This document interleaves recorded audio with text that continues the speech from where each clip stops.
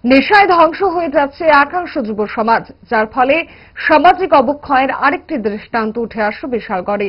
গর্ভধারিণী মা অনেক আশা ভরসা করে পুত্রকে কোলে পিঠে করে মানুষ করেছিল, আর ভাগ্যের পরিহাসে সেই পুত্রের হাতেই রক্তাক্ত হলেন জন্মদাত্রী মা। ঘটনার বিবরণে জানা যায়, বৃহস্পতিবার বিকেল 3:30 নাগাদ মা রেখা দাস কাজ সেরে বাড়িতে যায়। ছেলে রাজেশ দাস তার মা রেখা দাসকে দেখে মারধর করে এবং মা রেখা দাসের ডান হাত ভেঙে ফেলার জন্য চেষ্টা করে পুত্র রাজেশ দাস। পরবর্তী সময়ে আক্রান্ত মা ছেলের কঠোর শাস্তির দাবিতে দ্বারস্থ হন বিশালগড় থানায়।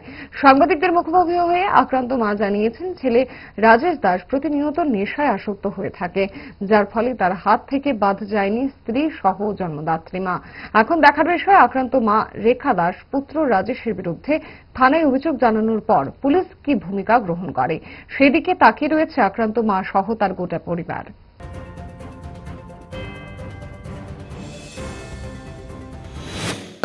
ছেলে কে রে, কি করে মারছে?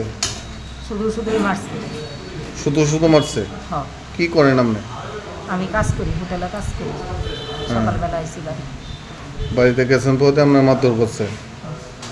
কি নাম আপনার ছেলে? রাজেশ দাস। হ্যাঁ, রাজেশ দাস। রাজেশ দাস। হ্যাঁ। আপনার নাম? রেখা দাস। কই বাড়ি? চাম্পাউন্ডা। কি কারণে আপনার উপর মারধর? খালি কয়া হের বউরে জিনিস আন্না দিত, বাপের বাড়িতে জিনিস আন্না দিত, কেরে জিনিস না আন্না দিলে এ বউর লগ অশান্তি করে, আমার লগ অশান্তি করে।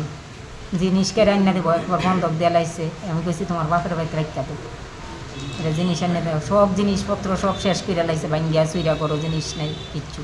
আর শুধু খালি টাকা, মানুষের তো টাকা লইতেছে, স্টুডেন্ট বাইক লইয়া লাইছে। কি করে টাকা দেয়া? সবসময় নেশা টেশা করে, সবসময় নেশা করে। এখন আমার কইতেছে কথাটাও তোমার লোক কথা শুনো, একটা বোতল আনো, আইন নেশায় কথা শুনো। এখন কইছেন আপনি? আমি এখন থানাতে আইছি। কি চান আপনার ছেলের? আমি স্যার যে এটা শাস্তি হেরে আপনারা দেন, এই শাস্তি চাই।